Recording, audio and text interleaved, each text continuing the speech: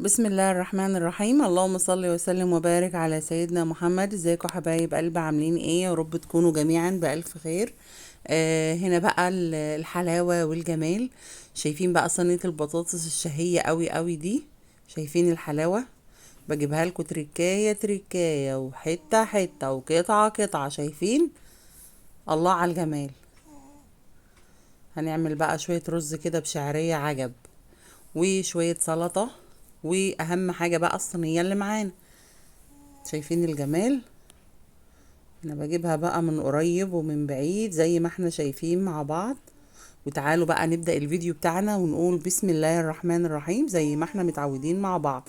طبعا بقى انا مجهزة الحاجات كلها، البصل والبطاطس والفلفل والبهار والفراخ. طبعا هنا انا جبت بولة حلوة وهحط فيها شرايح من البصل، ومعايا بقى فلفل وكمون وملح وبابريكا، ومعايا عود من القرفة، ومعايا كمان كزبرة، ومعايا بابريكا، ومعايا بهار مشكل، او استغني عن البهار المشكل وحط البهارات اللي موجودة عندك. وكمان ضفت مرقة دجاج بودر، وهحط كمان الطماطم اللي معايا. طبعا هنا انا ما حطيتش شطة. هتسألوني ليه انا ما حطيتش شطة يا ام اسيل؟ جاي لكم التقيل. هحط كمان هنا فصين 3 كده من التوم. هنا التوم بقى اساسي طبعا في البطاطس. هنا البطاطس بتحب التوم وبتحب الكمون. بطاطس توم وكمون. هنحط بقى فصين 3 كده من التوم. التوم اهم حاجة في البطاطس وفي صينيتنا النهاردة. هحط كمان فصين. هنا الفصوص انا مقسماها عشان بس ما حدش يقول لي التوم كتير. لا، التوم مش كتير ولا حاجة. ايوه بقى، ايوه بقى، جبنا هريسة الشطة. هنحط بقى هريسة شطة معلقة كده حلوة، معلقة حلوة. عايزة تضيفي كمان انت وراحتك. بس انا هنا معايا فلفل، بس انا مش عارفة اذا كان هو سبايسي ولا لا، فانا هستكفيت بمعلقة واحدة لما انا ابقى ادوق الطعم عامل ايه. طبعا هنا حطيت الفلفل بقى وقرون الفلفل. طبعا هنا انا ما ضفتش القرن اللي هو الكامل، هسيبه لما اشوف الطعم هيبقى ايه معايا. طبعا بقى هدي بقى تقليبه حلوه قوي قوي كده عشان كل البهارات وكل الحاجات المكونات اللي معايا تدوب مع بعضها. وبعدين هنشوف الملح بتاعنا والشطه بتاعتنا ونظبط حدقنا يا جماعه. اهم حاجه الحدق في الاكل. نظبط الحدق بتاعنا، ما يبقاش لا عالي ولا واطي، يبقى مظبوط. والشطه بتاعتنا الناس اللي بتعشق الشطه زينا تعمل الشطه المناسبه ليها. كده بقى نبتدي ان احنا ايه ندوق ونظبط ملحنا.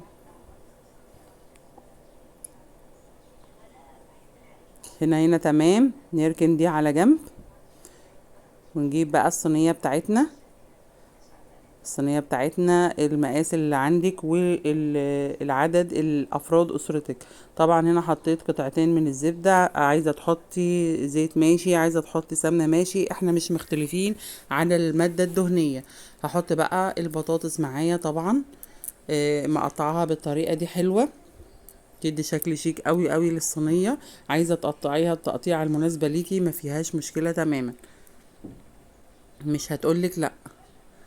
طبعا هنا جايبة قطع. هحط بقى كده اظبط البطاطس عشان هحط قطع الفراخ معايا. طبعا الفراخ مغسولة ومنقوعة ومصفياها من المية اللي هي فيها، عشان احنا قلنا المية بسبب زفارة الفراخ. مقطعة الفراخ 8 قطع. الفرخة مقطعاها 8 قطع زي ما احنا شايفين مع بعض. وهرصها بقى في الصينية بتاعتي. انا ممكن بره الصينية خالص اعملهم، احطها في الصلصة وبعدين احطها في الصينية. بس انا حبيت ان هم كلهم يبقوا في حاجة واحدة، ما اقعدش البص او اعك كتير في المواعين اللي عندي. بس كده هركن ده على جنب وهحط بقى ايه الخلطة بتاعة الطماطم والبصل والفلفل. شايفين الجمال والحلاوة؟ الله. والله بقى على ريحة التتبيلة بتاعتها كمان، والشطة السبايسي، الله على الجمال. هفرد بقى كده التتبيلة معايا على الفراخ وعلى البطاطس.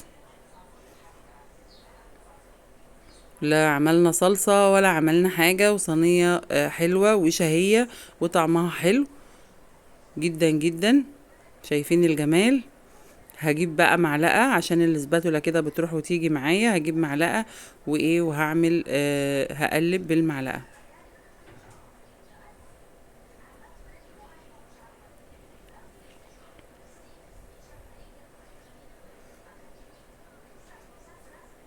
هنا مبطئة الفيديو، مش مسرعاه ولا حاجة، جايبالكوا كل التريكات والحركات، ولا فصلت الكاميرا ولا اي حاجة، عشان نبقى ايه واضحين وصراحة كده مع بعض. يعني ما فصلتش الكاميرا نهائي، يعني جايبها لكم شغل فاخر من الاخر زي ما بيقولوا، وما قفلتش الكاميرا، سايباها معاكم كده.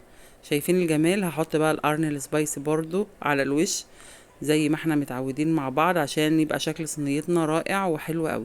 شايفين الجمال؟ شايفين الحلاوة؟ على الفرن يلا. طبعا هنا انا سبتها قلبت قلبتين على البوتاجاز، عشان انا نسيت تماما اشغل الفرن قبل ما ابدا في التحضير. لازما قبل ما تبداي في التحضير تحطيها فين؟ تشغلي الفرن. هنا انا ما كنتش شغلت الفرن، فحطيتها على البوتاجاز زي ما احنا شايفين كده مع بعض، قلبت قلبة على ما البوتاجاز، فرن البوتاجاز يكون سخن. طبعا هنا انا حطيتها فين؟ في الفرن. وتعالوا بقى نعمل نعم. الرز بتاعنا. الرز بتاعنا طبعا جبت ما حلة نلبس هدوم. وحطيت زيت زي ما احنا البسي متعودين مع هدومك. بعض. عايزة تحط سمنة مش لا مختلفين، المفروض بقى حد عايزة نزل تحط ولا زيت طلع؟ بس مش مختلفين، عايزة تحط زبدة المفروض بس حد برضو نزل مش ولا طلع؟ مختلفين.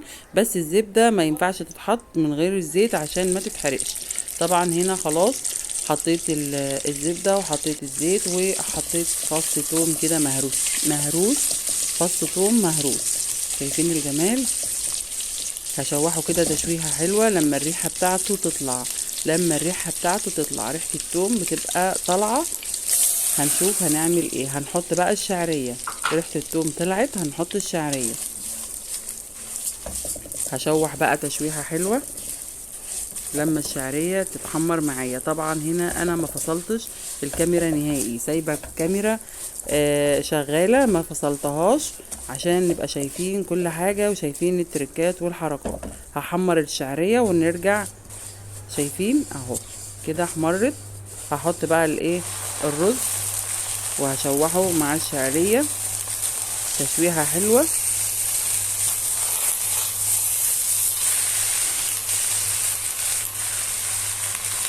الريحة طبعا الثوم مع الشعرية مع الرز عاطين ريحة حلوة قوي قوي، وهيدوكي طعم جامد في الرز. جربي التركاية دي في الرز، هتفرق معاكي في طعم الرز، هتودي الرز معاكي في حتة تانية نهائي. شايفين الجمال؟ كده خلاص اتشوح معايا تشويحة محترمة.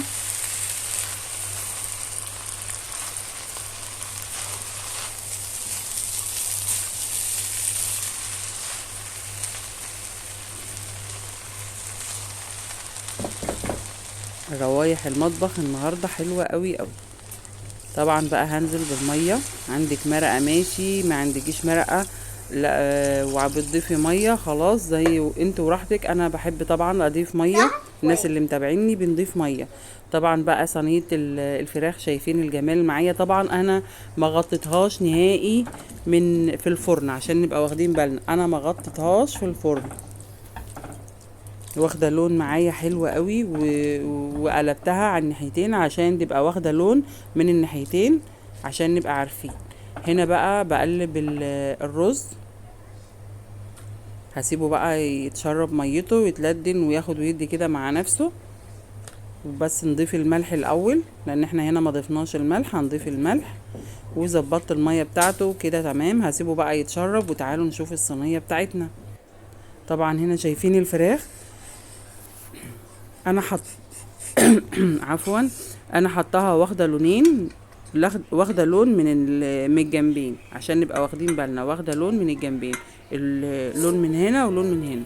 شايفين الجمال؟ ناخد بالنا بتركاتنا بحركاتنا. والرز بتاعنا والطماطم اللي معموله بالثوم والشبت وزيت الزيتون اكتر من رائعة.